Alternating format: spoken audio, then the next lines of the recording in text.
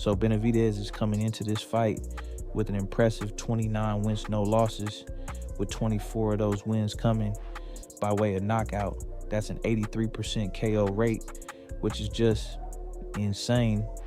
He's a 3-time WBC super middleweight champion, and at 26 years old, he's already established himself as one of the most feared fighters in the division. Those are some serious numbers. And what about Morrell? Morrell's pro record stands at 11 wins, no losses, and 9 KOs. Now, some might look at that and think he's not ready for a fighter of Benavidez' caliber, but, and this is crucial, Morrell had an extensive amateur career in Cuba. We're talking about a guy who won gold at the 2016 Youth World Championships and was a standout in the World Series of Boxing. Oh, so he's got that classic Cuban boxing pedigree. For Benavidez, it's all about imposing his will. He needs to close the distance, use that jab to disrupt Morrell's rhythm, and just keep coming forward. He wants to make this fight a war of attrition, and those body shots we talked about, they're going to be crucial in slowing Morrell down. And for Morrell?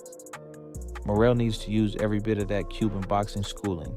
He's got to establish his jab early, use his footwork to create angles and make Benavidez miss. Every time Benavidez lunges in, Morrell needs to make him pay with sharp counters. It's a classic Matador versus Bull scenario. That makes sense. But here's a wild card. What if Morrell decides to meet fire with fire? We've seen him be aggressive before. If Morrell tries to stand and trade with Benavidez, we could be in for a short night. It's not that Morrell can't punch. He's got 9 KOs in 11 fights after all. But Benavidez is on another level when it comes to power and durability. Remember, this is a guy who walked through Caleb Plant's best shots like they were nothing. So you're saying Morrell's best bet is to stick to his guns and outbox Benavidez?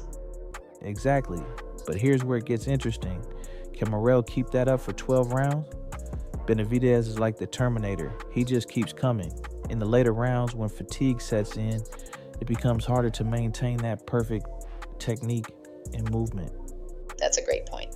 So how do you see this fight playing out? Well, I think we're going to see Morrell have success early. His speed and movement are going to give Benavidez problems in the first few rounds. But as the fight wears on, I expect Benavidez's pressure and body work to start taking their toll. By the middle rounds, we might see Morrell slowing down, and that's when Benavidez will really start to take over. So you're leaning towards a Benavidez win?